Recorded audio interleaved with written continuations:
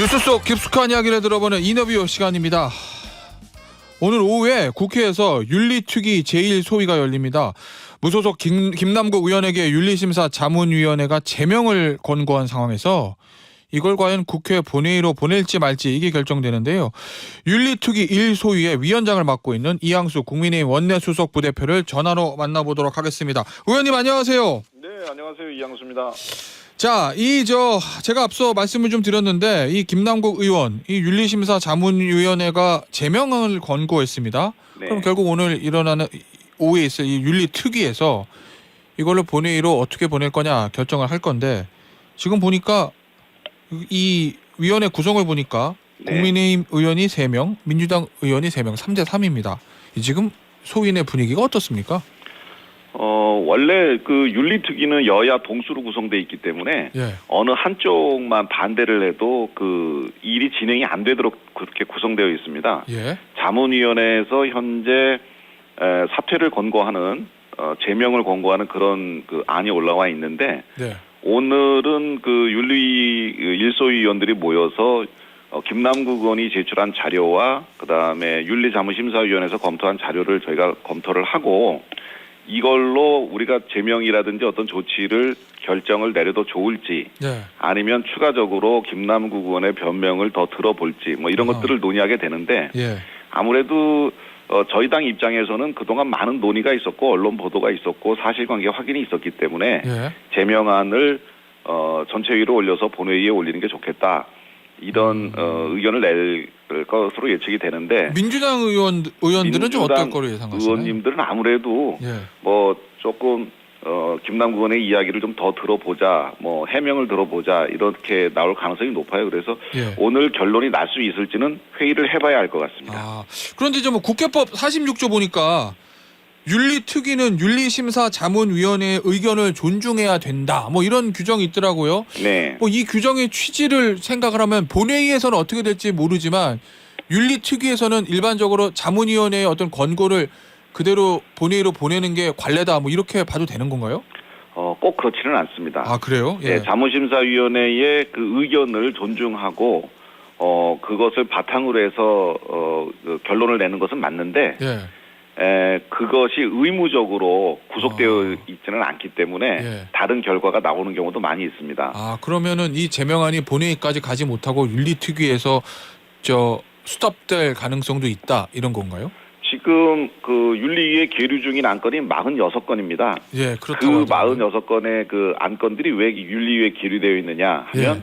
지금 말씀하신 그런 이유로 그냥 계류가 되어 있는데 아하. 김남국 의원 건에 대해서 민주당이 뭐 계류라든지 보류라든지 시간을 이렇게 좀 끄는 그런 상황이 지속되면 예. 아무래도 그 여론이라든지 국민들로부터 지탄을 받을 수 있지 않을까 저는 그렇게 생각하기 예. 때문에 예. 민주당 의원님들의 현명한 판단을 기대하고요. 예. 한편으로는 좀 민주당이라는 그 정당을 위해서도 예. 민주당의 윤리특위 의원님들이 용기를 좀 내실 필요가 있다고 봐요. 아. 왜냐하면 지금 김남국 의원은 수사가 진행 중입니다. 예를 들어서 지금 국회의원 입장에서 수사 결과가 나중에 나와서 지금 FIU에서 뭐 자금 세탁 등 뭐 불법적 사실에 대한 이야기가 나오고 있잖아요. 예. 그런데 그런 것이 나중에 검찰 수사를 통해서 드러났을 때 김남국 의원이 현역 의원이면 민주당이 그 모든 책임을 또 같이 쓰게 돼 있어요. 네. 근데 만약에 제명이 돼서 일반인으로 되어 있다면은 그 피해가 민주당까지는 안 올 거거든요. 그래서 저는 민주당 입장에서 민주당을 위해서라도 김남국 의원을 일단 의원직 제명을 해서 자연인 상태로 예. 놓은 다음에 재판을 받아서 본인의 명예를 뭐 회복을 하든지 아니면 법적 처벌을 받든지 하는 게 합당하다고 저는 봅니다. 알겠습니다. 자, 의원님. 앞서 잠시 언급을 해주셨는데 윤리위에 계류 중인 46명의 의원이 있습니다. 그들 중에는 민주당 소속도 있고 국민의힘 소속도 있는데 만약에 민주당에서 아니 왜 이 김남국 의원 것만 이렇게 빨리빨리 처리를 하냐. 46건 다른 것들도 먼저 처리해야 되는 것 아니냐라고 네. 얘기를 한다면 어떻게 하시겠습니까?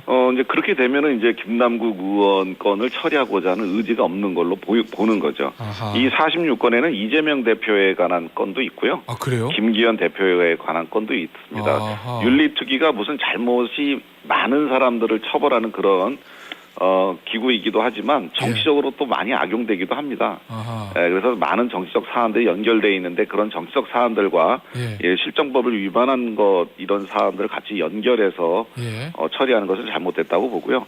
과거에도 뭐 강용석 의원이라든지 이렇게 실정법을 위반한 사람들의 경우에는 다른 사안과 달리 먼저 처리를 했었거든요.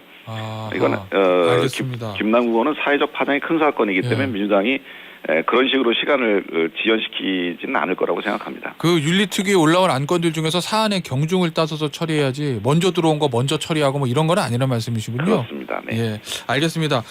잼버리 얘기 좀 해보죠. 이 민주당에서 이 잼버리 파행된 책임을 물을 국정조사 그리고 더 나아가서 윤석열 대통령의 대국민 사과를 요구한 것 같던데 이에 대해서 여당은 어떤 입장이신가요? 글쎄요, 이제 뭐 이 잼버리가 이제 많은 문제를 노정을 했지 않습니까? 국민들께도 그리고 방문하신 외국인 그 스카우트 대원들에게도 많은 실망을 줬는데 모든 것이 다 뭐 이제 중앙 정부의 책임이다, 대통령의 책임이다 이렇게 얘기하는 것은 좀 과한 것 같고. 이 뭐 중앙 정부와 지방 정부가 저는 공동의 책임이 있다고 봅니다. 공동 책임이요. 그래서 그 이 일이 이렇게 잘못되게 되게 된 그 과정을 감찰이나 감사를 통해서 철저히 규명하고 그것에 대한 문제점이 발견될 때는 수사기관에 수사를 의뢰해서 명명백백하게 잘잘못을 가리는 게 중요하다고 보고요. 사실 국정조사는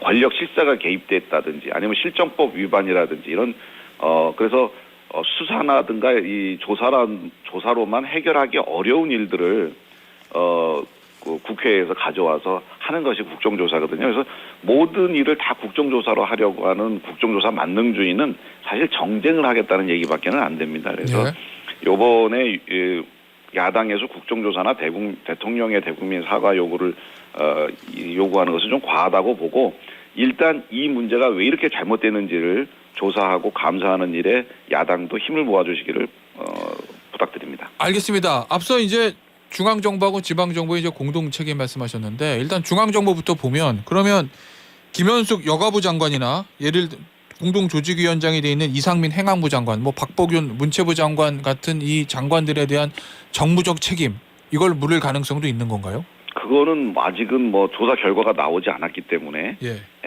좀 이른 감이 있는 이야기고요. 일단은 조사를 했을 때 공동위원장들과 집행위원장, 공동 그 위원장들이 관할하고 있는 기구와 집행위원장이 관할하고 있는 기구 거기에서 어떤 일을 자기가 해야 될 일을 안 해서 문제가 이렇게 됐는지를 파악하는 것이 중요하다고 보고요. 만약에 거기에서 그런 중앙정부의 책임이 있다면 당연히 책임을 져야 되겠지만 제가 생각할 때 그리고 과거에 우리 강원도에서도 잼버리를 해본 적이 있거든요. 91년 고성에서요. 대부분 그 지방자치단체의 그러니까 광역자치단체장이죠. 당시 강원도지사가 위원장을 맡아가지고 이 일의 제반을 다 처리했거든요. 중앙정부는 사실 예산 지원을 해주고 행정이나 규제 같은 거 해주고 거기로 갈 수 있는 도로망 같은 거를 이렇게 잘 닦아주고 이런 일들을 하는 거고 행사 자체는 그 지방자치단체가 주관이 돼서 하는 겁니다. 왜냐하면 그 행사를 유치할 때 지자체가 사활을 걸고 뛰어들어서 유치작전을 벌이잖아요. 여러 도들이 각자 강원도 뭐 새만금 전북도 뭐 다른 여러 도들이 사활을 걸고 우리 지역에 유치하겠다고 그러는데 그때 유치한 지역에서 그 지자체에서 책임을 지고 치르는 것이 사실은 맞는 거죠. 자, 그 말씀과 좀 연관된 얘기일 수도 있는데 오늘 아침 조간신문에 보도가 됐던 여권 고위관계자의 발언이다 그러면서 소개가 됐는데요. 이번 잼버리는 윤석열 정부의 지방시대 정책을 근본적으로 제고하게 만들 수 있는 문제가 될 수도 있다. 중앙정부의 잼버리는 지방정부가 주도하는 건데 중앙정부의 책임을 전가한다면 지방자치의 미래가 없다. 뭐 이런 발언을 여권 고위관계자가 했다고 지금 보도가 돼 있는데 이 발언의 의미는 저희가 어떻게 이해해야 될까요? 글쎄요. 어떤 여권 고위관계자인지 모르겠지만 저는 제가 말씀드린 거가 일맥상통하는 얘기가 있다고 봅니다.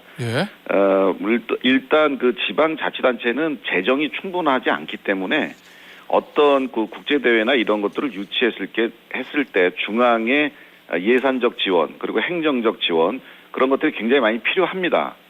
그런데 어쨌든 그것을 유치하면 그것을 성공적으로 이끌어내기 위해서는 지방정부가 최선을 다해서 해야 되고 만약에 잘 안 돌아가는 게 있다면은 또 중앙정부에 요청을 해서 추가로 받아내야 되는 그런 일을 해야 되는 거죠. 물론 중앙정부도 감시 감독 기능이 있기 때문에 이렇게 잘 들여다보다가 왜 잘 안 되고 있느냐 하는 문제에 대해서는 먼저 또 권고하고 빨리 고치라고 이렇게 해야 되기 때문에 지금 누구 잘못이다를 막 탓하는 것이 과연 현명한 일인가는 뭐 잘 모르겠고, 일단은 이 잼버리 대회를 마저 잘 마치도록 그렇게 하고 그 이후에 어디에서 구멍이 나서 일이 이렇게 됐는가를 조사하는 것이 우선되어야 된다고 봅니다. 알겠습니다. 자, 마지막으로 내년 총선 관련된 것 좀 여쭤볼게요. 제가 알기로는 이양수 의원께서 아마 국민의힘의 조강특위 위원을 좀 하셨던 걸로 제가 알고 있는데, 네. 그래서 좀 제가 질문을 좀 드리겠습니다. 최근에 여권 일각에서 나오는 얘기, 뭐 안철수 의원의 인터뷰도 그렇고 윤상현 의원의 페이스북 글도 종합을 해서 보면 수도권 위기론을 얘기하고 있거든요. 내년 수도권에서 인물이 없기 때문에 뭐 민주당이야 다선 의원들이 있지만 저 국민의힘은 대부분 원외 당협위원장인데 수도권이 인물난이 있어서 수도권 선거가 쉽지 않다. 지도부에서 혁신해야 된다. 이런 얘기들 하던데 이거 어떻게 보십니까? 뭐 굉장히 타당한 이야기 중에 하나입니다만. 아, 그렇습니까? 예. 그게 뭐 새로운 분석이나 뭐 갑자기 뛰어나온 얘기가 아니고 예. 오래된 이야기입니다. 오래된 이야기예요. 예, 사실 그 우리 당의 경우에 이제 서울, 경기 수도권을 중심으로 해서 역대 선거에서 이겨본 적이 이렇게 많지 않아요. 아하. 과거 김대중 대통령이 그 평민당 총재 당시에 예. 소선거구제를 이제 주장을 해서 그게 노태우 정권 때 받아들여져서 그 이후로 8번 정도의 선거가 있었는데, 예. 그 8번 정도의 선거 중에서 우리가 이긴 것은 단 2번에 불과하고 네. 수도권에서, 서울, 경기에서 나머지는 다 민주당의 승리로 됐습니다. 이 수도권 민심이라는 게 우리 당에 그렇게 우호적이지가 않습니다. 아하. 왜냐하면 또 그 서울이나 경기 서남부 쪽으로 이쪽으로는 좀 상당히 우리가 취약한 적이 많이 있습니다. 예. 이런 지역을 우리가 이제 이기기 위해서는 중요한 것은 인물도 많이 이제 확보를 해야 되겠고, 예. 그 다음에 이 지역이 이제 젊은 사람들이 지방에 비해서 상대적으로 많습니다. 예. 그래서 20대, 30대, 40대들이 원하는 정책들을 많이 구사를 해야 되고, 그런 것들을 위해서 종합적으로 이루어져야지 이 일들이 이루어지지, 마치 몇몇 지도부가 뭐 노력하면 될 것처럼, 예. 그 다음에 뭐 인물만 잘 고르면 될 것처럼 이렇게 하는 것은 다소 부분적인 시각 아닌가 이런 생각이 듭니다. 이양수 의원이 답변을 보면 오래된 문제가 아니다라는 얘기를 하셨잖아요. 그럼 그 얘기는 뒤집어 생각하면 예전부터 여기에 대한 해결책을 고민해 오고 있다. 뭐 이렇게 귀결될 수도 있을 건데, 그러면 윤상현 의원이 제기하고 있는 이 지도부의 문제, 이 문제는 동의하지 않는다는 말씀이신 건가요? 네, 뭐 윤상현 의원이 이제 네. 그 지도부와 같이 노력을 해서 이런 문제를 해결하려고 노력하는 것이 중요하지, 예. 지도부의 책임을 뒤집어씌우고 지도부를 흔드는 것은 그렇게 바람직한 태도는 아니다라고 예. 보여지고요. 물론 지도부가 좀 긴장하라는 뜻에서 한 이야기라면은 뭐 겸허하게 지도부에서 받아들이는 게 좋다고 생각합니다. 하지만 지금 수도권에서 이기기 위해서는 당정이 굉장히 일치된 그런 단결된 모습으로 수도권 주민들, 그리고 상대적으로 20대, 30대, 40대들이 원하는 정책들을 많이 구사해야 되고, 특히 또 저희 당이 좀 약한 고리들이 있습니다. 그런 부분에 환경이라든지 여성이라든지 알겠습니다. 그런 부분에도 좀 더 진일보한 예. 정책들을 내놓는다면 저는 총선에서 우리가 승리할 수 있다고 생각합니다. 알겠습니다.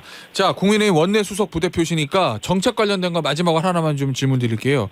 이 태풍 관련한 얘기인데요. 네. 작년에 그 흰남노 때문에 침수됐던 포항이요. 네. 이거 아직 복구도 안 끝났다고 하던데 저희 네. SBS 보도 보니까 이거 예산 책정부터 착공까지 이거 행정 절차 시간이 너무 오래 걸려서 이렇게 복구가 좀 지연된다 이런 보도 있던데, 이것도 대책은 좀 있으신 건가요?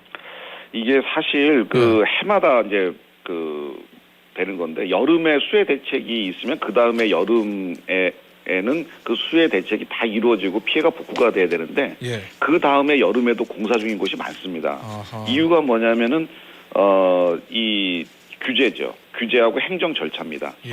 지방자치단체들이 완벽한 뭐 중앙정부의 모든 인허가권을 다 이양받은 것이 아니기 때문에 지방정부에서 중앙과 협의하고 이러는 사이에 시간이 너무나 많이 걸려요. 그래서 저는 차제에 예. 설계와 시공을 같이 하는 턴키 방식 같은 것들은 완전 도입을 하고 예. 그리고 중앙에서 가지고 있는 것들 중에 재대책과 관련한 것은 의제 조항을 실시해서 지방에서 좀 자체적으로 알겠습니다. 속도감 있게 할 수 있도록 좀 조치가 돼야 된다는 생각을 하고요. 예. 지금 벌어지고 있는 재난이 법이 미비해서 이렇게 자꾸 재난이 커지고 이런 것보다는 오히려 그 현장에 있는 공무원들의 대처 능력을 좀 많이 늘리는 것이 중요하다. 그래서 알겠습니다. 중앙정부에서 각 지방정부에 계속해서 감시 감독, 그다음에 교육 강화, 예. 그리고 재해대책 담당 공무원들의 능력을 끌어올리는 일들에 노력을 기울여야 된다고 생각합니다. 알겠습니다. 오늘 인터뷰는 여기서 마무리하도록 하겠습니다. 지금까지 국민의힘의 이양수 의원이었습니다. 감사합니다. 감사합니다.